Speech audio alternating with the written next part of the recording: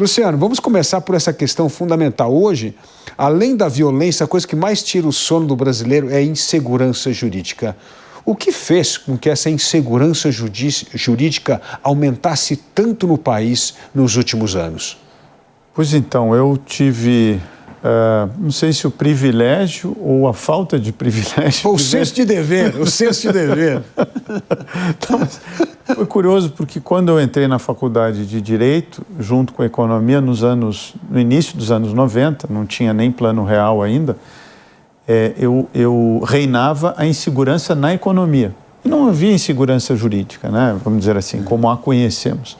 Então eu prestei vestibular para ser um economista que fizesse planos econômicos juridicamente consistentes, o que o Plano Real tornou-se objeto do meu sonho. Agora, a parte jurídica, no fundo, realmente nós vivenciamos uma grande insegurança jurídica que, de uma maneira geral, os juristas identificam com a Constituição de 1988, porque ela é muito extensa. Há pesquisas que correlacionam tamanho de Constituição e subdesenvolvimento ou falta de desenvolvimento. Se você pegar Estados Unidos, Alemanha, país de tradições diferentes, civil law e common law, ambos têm constituições curtas, né? E o Brasil e outros países, Colômbia, enfim, têm constituições longas, o que é talvez um mau sinal, gera muito espaço para litigância, mas isso veio em conjunto também com um agigantamento aí do orçamento do próprio Poder Judiciário. Agora, a Constituição tem esse problema enorme. Tudo foi constitucionalizado no nosso texto. Sim. E isso é fruto de um país que saiu de 20 anos de governo autoritário. Claro. Agora, existem claramente na Constituição uma divisão muito clara entre aquelas cláusulas pétreas, aquelas Sim. cláusulas normativas, e o que é vamos dizer assim, artigos mais aspiracionais, o que deveria ser a sociedade, para onde deveria rumar Sim. a política pública. Mas na hora que você trata as duas coisas de uma forma normativa, gera essa enorme insegurança. De fato, nós importamos um modelo, um desenho de Constituição ultrapassado já historicamente, que é a Constituição dita programática portuguesa e depois espanhola dos anos 60, 70, pós-revoluções lá, que eram essas constituições também recheadas de programas, né, de o Estado implementar. Só que somado ao nosso judiciário daqui, porque aí o nosso desenho de judiciário permite que cada juiz faça o controle de constitucionalidade, o que não acontece na Europa. Então, Portugal e Espanha o controle de constitucionalidade é muito restrito. Então, aqui você tem... Eu brincava quando morava no Rio Grande do Sul que você tinha 3.000 juízes e 3.000 controles de constitucionalidade, com uma Constituição muito ampla. E aí a própria teoria jurídica também foi se modificando, porque aí o direito constitucional era essa ideia clássica de divisão de poderes, uma Constituição que deve restringir a atuação do Estado para a proteção de liberdades individuais.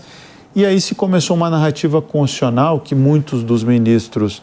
e aí eu estou discutindo teoria, não estou discutindo pessoa, muitos ministros do Supremo atual e ideias importam, são defensores dessas teorias ditas neoconstitucionalistas, né? Que é essa ideia que eu brinco do panconstitucionalismo. Você começa a aplicar a Constituição em tudo e dizer que as normas não são somente programáticas, que se o Congresso não faz nada, então caberá ao Judiciário fazê-lo.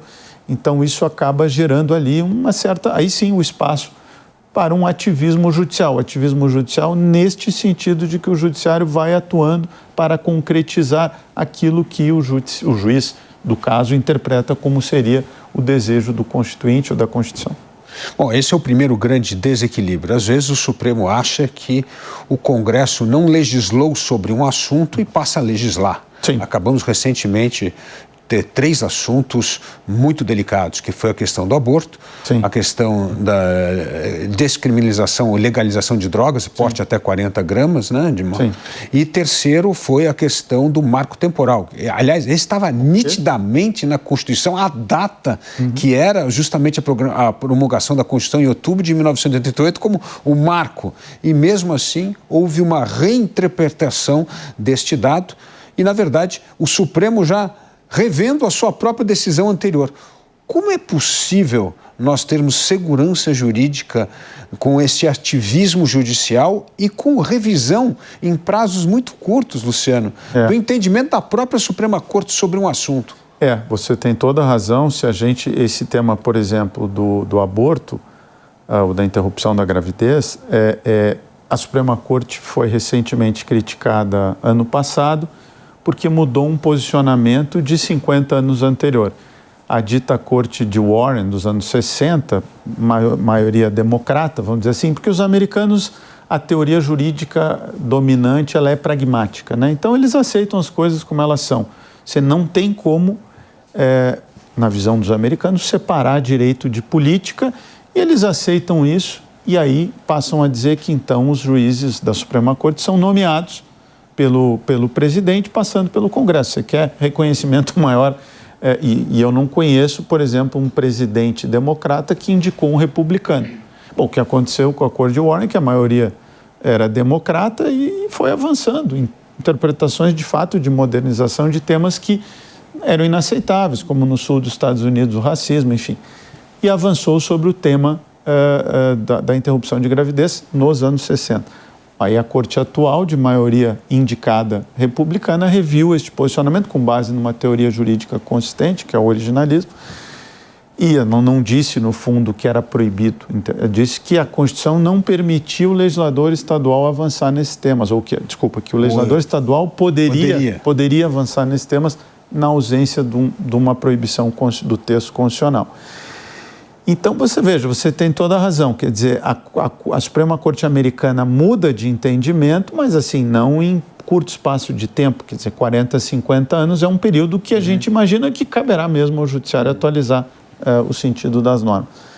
Aqui é muito rápido, né? E de fato a nossa Corte mudou muito rapidamente. Nós temos uma maioria hoje da Corte, indicada, na verdade, por um partido que está há 15 anos no poder, então era imaginado que isso iria acontecer. Só que foi muito rápido, né? E o nosso texto constitucional tem essa, digamos assim, como nós dizemos no direito, essa vagueza semântica, né? Essa riqueza principiológica que, somada a uma teoria neoconstitucional, dá nisso, né? É como você dá hormônio o cara que está na academia. Agora, o ativismo do judiciário, ele surge em muitas ocasiões. Recentemente, a Suprema Corte acabou votando para a inconstitucionalidade do artigo 19 do Marco Civil da Internet. O Marco Civil da Internet foi um marco reconhecido mundialmente como algo muito importante e até um exemplo a ser seguido. E, na verdade, o que disse a votação no Supremo é que, enquanto o Legislativo não se manifestar sobre esse assunto, vai valer o entendimento da Suprema Corte. Mas o fato é que o Legislativo já se manifestou, e tanto que aprovou o artigo 19. Ou seja, então parte do ativismo agora é assim, olha, Legislativo, é bom você legislar de acordo com o que nós entendemos o que é melhor para a sociedade. Porque assim, se a gente fosse na teoria do ativismo, e existe essa teoria, preciso ser honesto intelectualmente, é uma teoria, as ideias elas são boas ou são ruins. Eu fiquei em Berkeley com um professor que dizia que as ideias importam e os países são atrasados porque as ideias são ruins. É uma teoria também. E a gente deve reconhecer que existem teorias ruins. Elas, numa democracia, elas podem e devem ser defendidas livremente num ambiente acadêmico e não restringidas como está acontecendo hoje, que certas ideias, especialmente as mais liberais, têm sido restringidas no espaço acadêmico, mas é uma teoria.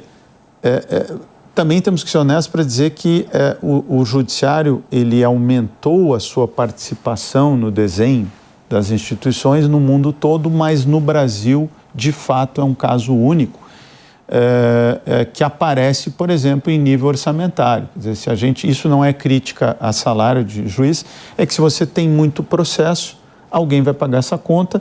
Para dar um exemplo numérico, a gente gasta com o Judiciário Federal 120 bilhões e a gente gasta em saneamento básico 1 bi. Então, a gente gasta 120 vezes mais.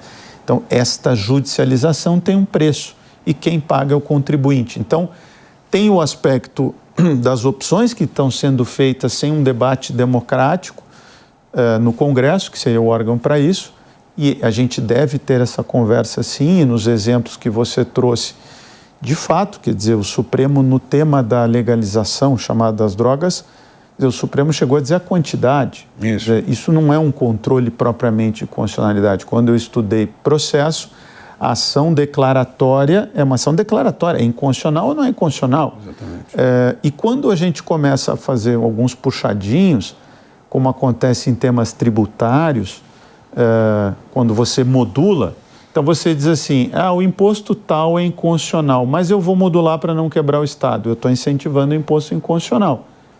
Porque